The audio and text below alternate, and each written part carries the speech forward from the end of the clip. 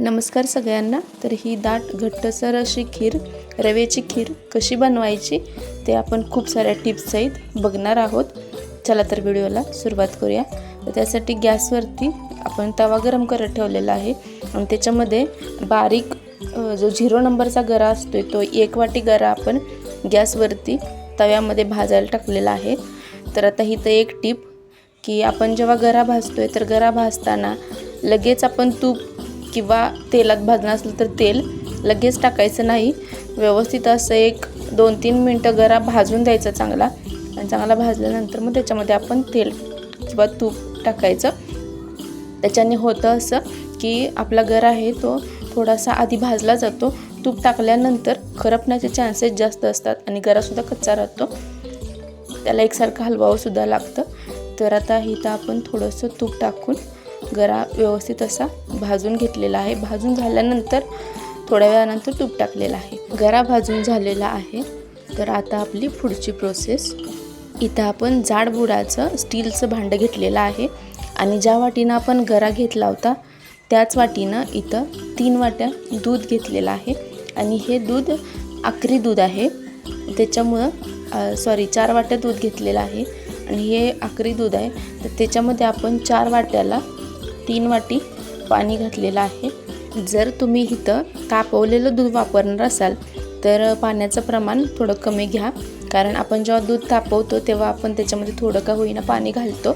तर इथं मी आकरी दूध घेतलं असल्यामुळं 4 वाटी दुधासाठी 3 वाटी पाणी वापरलेलं आहे। तर आता आपल्या दुधाला उकळी आलेली आहे। असंच थोडा वेळ हलवायचं आणि हलवून झाल्यानंतर त्याच्यामध्ये आपण आता बाकीचं साहित्य टाकून घेऊया। तर इथं ज्या वाटीनं आपण दूध आणि गरा घेतला होता त्याच वाटीनं 1 वाटी गरा घेतला होता, तर एका वाटी गऱ्यासाठी आपण 1 वाटी साखर टाकलेली आहे आणि हे योग्य प्रमाण आहे। 1 वाटी गऱ्याला 1 वाटी साखर हे परफेक्ट प्रमाण आहे। जर तुम्हाला अगदीच गोड आवडत असेल तर तुम्ही 1-2-4 चमचे साखर जास्त घालू शकता। तर साखर घातल्यानंतर आपण जो भाजून ठेवलेला रवा गरा आहे तो घातला आणि एकदा हलवून घेऊन इथं आपण फूड कलर थोडासा घातलेला आहे। फूड कलर टोटली ऑप्शनल आहे, तुम्ही स्किपसुद्धा करू शकता।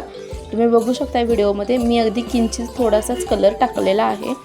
तर आता त्याला व्यवस्थित असं हलवून घ्यायचं आणि गॅस बारीक करून थोडा वेळ शिजवून द्यायचं।